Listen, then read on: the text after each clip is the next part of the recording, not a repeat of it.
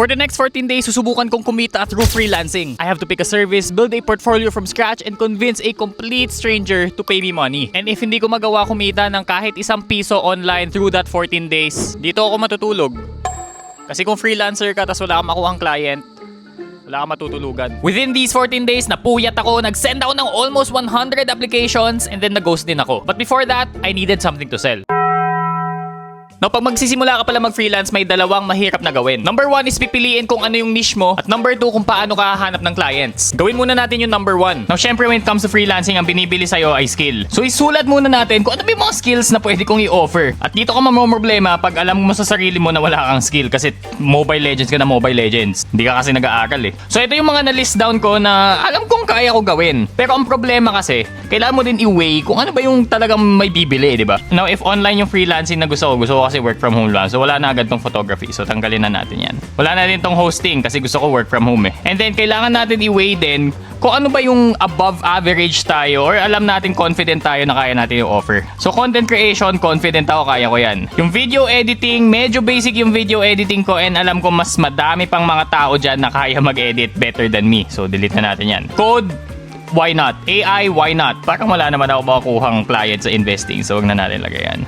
So, ito yung matitira sa akin. Content creation, code, tech support. Honestly, gusto ko tanggalin yung tech support kasi feeling ko mababa yung bayad doon. Now, i-refine pa natin siya ng mas mabuti. So, yan. So, parang pinaghalo-halo ko lang tong tatlong to. Tapos, ito yung nakikita kung pwede natin gawin. Huwag mong gagayahin to kasi mamaya hindi mo naman pala to skill tapos ginaya mo 1-to-1. Hi, Sam from the future here. So, ang final niche na pinili ko was AI automation with N8N. Basically, pinagsama ko yung AI, coding, tapos content creation kasi yun yung mga solid ko na experience. Pero choosing the niche was actually the easy part. Alam mo kung ano yung mahirap? It's actually getting subscribers kasi 86% ng nanonood sa inyo hindi pa subscribed. Patukan ko kaya kayo. Kaya mag-subscribe ka na. Anyway, kahit kasi alam mo na kung ano yung service na ibebenta mo, wala ka pa rin makukuhang client kung wala kang proof na kaya mo gawin yung isang bagay. So next, I had to build a portfolio from scratch. So nakapili na tayo ng niche natin and the next important and I think the most important thing is kailangan natin mag-build ng portfolio natin. And this will take a lot of time and since 14-day challenge naman to, honestly, I'd spent like a day or two just building the perfect portfolio para ipakita sa clients natin later on na a-applyan natin. So it's currently 9:19 AM, day 1. We'll see kung kailan tayo matatapos.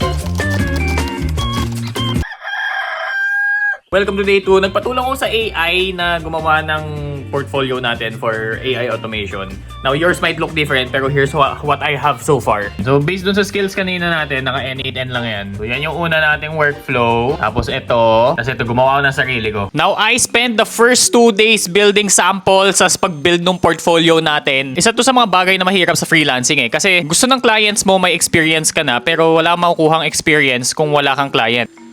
Pero since hopeful ako, may alam na akong isang bagay before even starting this challenge. Dahil kung makakuha man ako ng client and lalo na kung international sila, I needed a way to receive the payment. And that's where Wise, the sponsor of today's video, comes in. Kasi with Wise, you can receive money from supported currencies, hold, convert, and send monies from your account. So instead na kailangan i-convert lahat into peso tapos hindi mo pa alam kung ano yung mga hidden fees at transaction fees on that. Tapos who knows, ang pangit pala ng conversion fee ng bank mo. You can hold the supported currencies like US dollar, euro, pounds into your Wise account and then decide later on kung gusto mo na siya i-convert into peso. And here's the best part. Pwede mo din gastusin dito sa Philippines yung balance mo sa Wise. So imagine earning globally pero spending locally. Inside Wise, pwede ka mag-scan or mag-import ng QRPH code, review the payment details, and then pay straight from the app. Lahat ng freelancer na kakilala ko, Wise yung gamit kasi sobrang dali, especially pag taga-US yung clients mo. Global earnings, local gastos. Now make sure to check out Wise using the link in my description. And thank you Wise for sponsoring this video. Now kailangan na lang natin ng client para magkalaman yung Wise natin.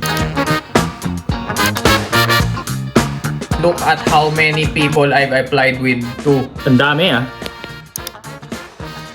Look at that. Good morning and it's a good morning. May balik ng client sa atin. Ano yan?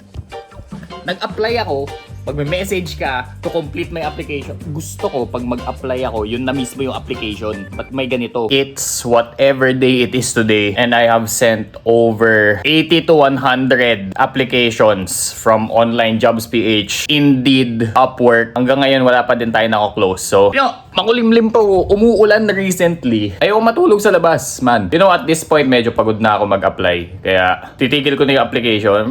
Kukuntihan na lang natin. Maybe quality, it's better than quantity. Or you know, baka kailangan talaga natin ng patience. Kasi sinasagad-sagad talaga natin. It will come.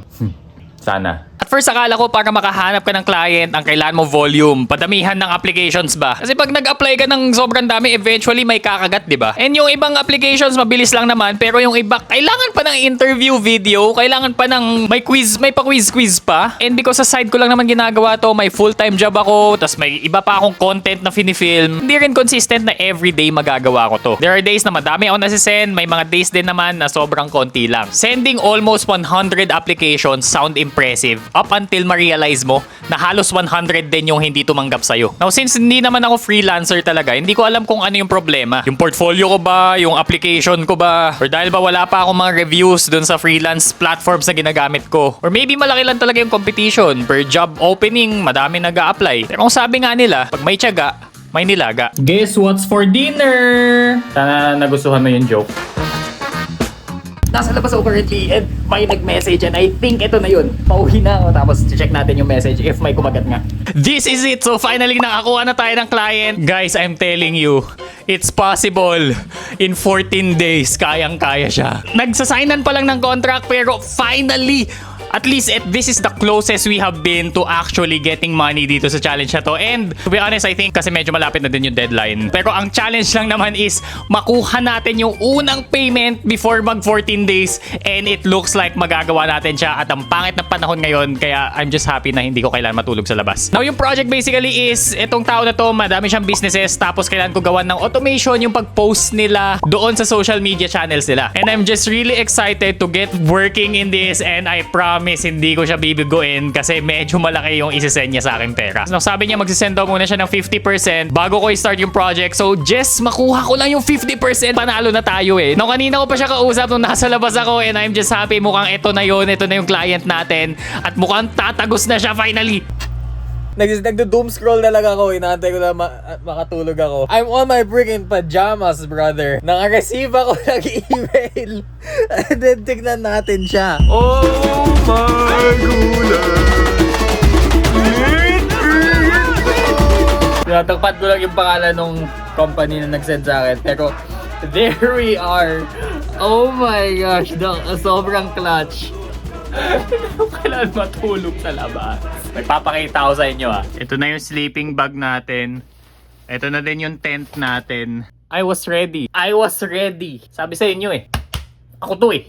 After what? 11, 12 days, may nakuha na tayong pera from freelancing. Now, since naka-receive na tayo ng pera, kailangan natin, of course, i-deliver yung project. Yun yung pre-promise natin eh. Now, the remaining 50%, dapat isi-send sa akin ng client pagkatapos ko ng project. Kaso may problema. Chat ako ng chat, follow-up ako ng follow-up, tapos hindi na siya nag-reply. Ito yung nakakalito eh. Hindi ko pa nga nasi-send yung project, ginost na ako. So, parang sinendan lang niya ako ng what? $450? Magkano na? Nasa 30,000. Tapos ginost niya ako pagkatapos. Thank you. So, na-complete ko ba yung challenge? Technically, oo. Pumili tayo ng niche, nag-build tayo ng portfolio, nakahanap tayo ng client, tapos nag-sendan tayo ng pera. Tapos dineliver natin yung project pero hindi lang niya tinanggap. Pero naka-receive na tayo ng pera. Ewan, sino ba nalugi doon? Now here's what I realized. It's definitely not easy money. The hardest part isn't even building the project itself. It was getting the client. Now would I still recommend doing freelance for you? Sure. Why not, diba? Basta mahaba yung pasensya mo. And as for my client, maybe babalik pa siya. Maybe nagbakasyon lang or baka nawalan ng internet. Pero at least, di ako matutulog sa labas.